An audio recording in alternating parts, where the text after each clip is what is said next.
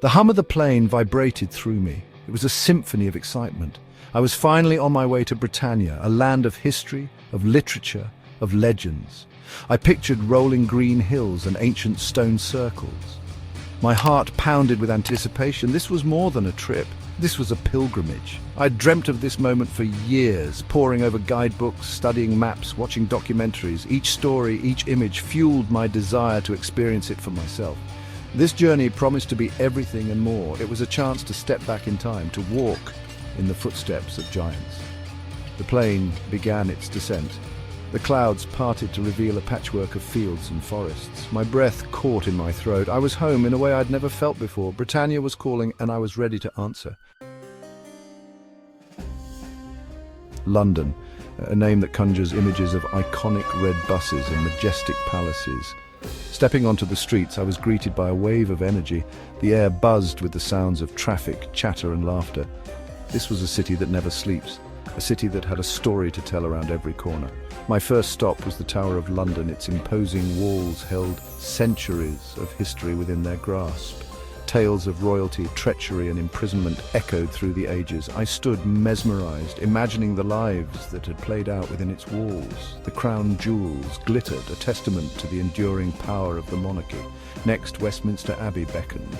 Its Gothic grandeur was breathtaking. Beneath its vaulted ceilings, kings and queens were crowned. Poets and heroes found their final resting place. The Abbey stood as a symbol of faith, history and national pride. It was a place where the past felt vibrantly alive. No trip to London is complete without experiencing the River Thames. I boarded a river cruise, eager to see the city from a new perspective. The sun glinted off the water, painting everything in a golden glow. The Houses of Parliament rose majestically on the banks of the river. Big Ben, its clock face, a familiar symbol around the world, stood sentinel over the city. As we drifted along, I felt a sense of calm wash over me.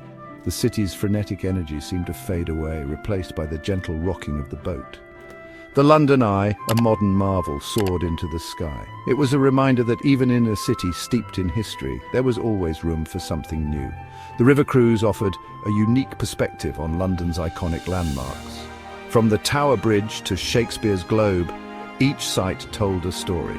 The Thames was a constant, flowing through the heart of the city, connecting its past, present and future. Leaving the bustling streets of London behind, I ventured into the English countryside. Rolling hills dotted with sheep and quaint villages stretched out before me.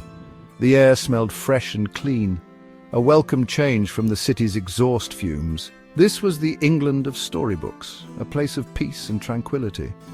My first stop was the Cotswolds, a region renowned for its picturesque villages and honey-coloured stone cottages.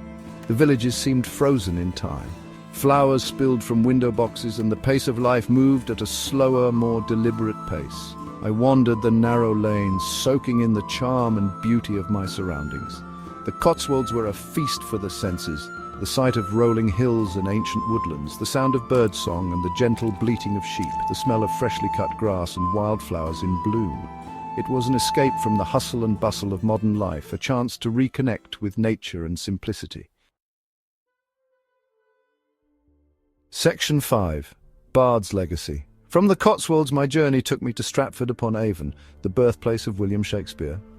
The town was a shrine to the bard, with his presence felt in every corner. I visited his childhood home, imagining the young Shakespeare's imagination running wild within its walls. The timbered houses and cobbled streets whispered tales of his life and times. The highlight of my visit was attending a performance at the Royal Shakespeare Theatre. The words of the bard came alive on stage, transporting me to another world. The theatre was a testament to the enduring power of Shakespeare's work, a reminder that his stories continue to resonate with audiences centuries later.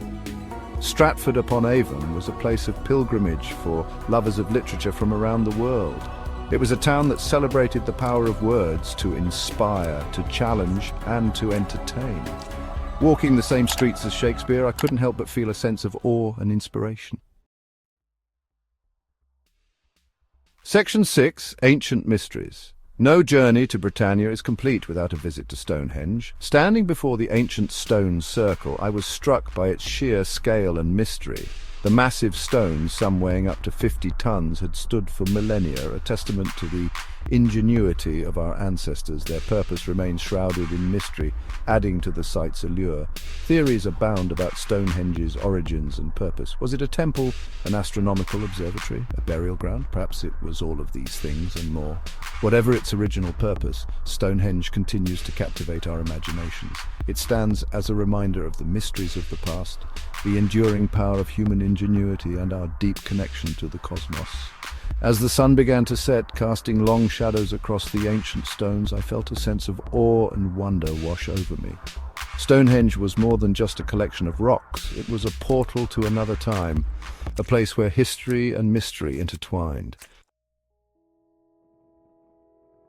Section 7. Highland Dreams.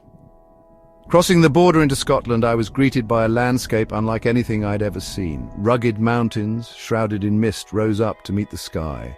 Deep valleys, carved by ancient glaciers, stretched out before me. This was the Scottish Highlands, a land of wild beauty and untamed spirit. The air was crisp and clean, carrying the scent of heather and peat. I could almost hear the skirl of bagpipes echoing through the glens. This was a land of legends, of warriors and poets, of mythical creatures and ancient battles. The Highlands were a place where history and nature were inextricably intertwined. Driving through the winding roads, I felt a sense of freedom and exhilaration. The scenery was breathtaking, with every turn revealing a new vista more stunning than the last. The Highlands were a place to lose yourself in the beauty of the natural world, to reconnect with the wildness within. Section 8. Edinburgh Enchantment. My journey culminated in Edinburgh, Scotland's capital city. Perched atop a series of extinct volcanoes, Edinburgh was a city of contrasts. Medieval architecture nestled alongside modern buildings, ancient alleyways known as closes, snaked their way through the heart of the city. Edinburgh was a city that wore its history on its sleeve, a place where the past felt vibrantly alive. Dominating the city skyline was Edinburgh Castle, a fortress that had witnessed centuries of history. I climbed to the top of the ramparts, taking in the panoramic views of the city below. From here I could see Arthur's Seat, an extinct volcano that offered breathtaking views of the surrounding area. The Royal Mile, Edinburgh's historic thoroughfare, stretched out before me, lined with shops, pubs and historical landmarks. Edinburgh was a city that had it all: history, culture, nightlife and natural beauty. It was a city that surprised and delighted at every turn, a place that I longed to explore further. The city's energy was infectious, its people warm and welcoming.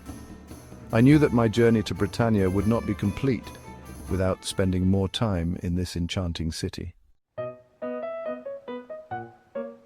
Section 9. Until next time. As my journey through Britannia drew to a close, I couldn't help but feel a pang of sadness. This land had captured my heart in a way I had never expected. The rolling green hills, the ancient stone circles, the bustling cities and the charming villages had all left an indelible mark on my soul, but I knew this wasn't goodbye. It was simply until next time. Britannia's story had become a part of my own. The memories I had made, the experiences I had shared would stay with me long after I had returned home. I knew that I would carry a piece of this magical land with me always, a reminder of the beauty, history and wonder that I had found here. The journey had come to an end, but the adventure was far from over. Britannia had ignited a spark within me, a longing to explore more, to learn more, to experience all that this incredible island nation had to offer. And so I bid farewell to Britannia, not with sadness, but with a heart full of gratitude and a promise to return.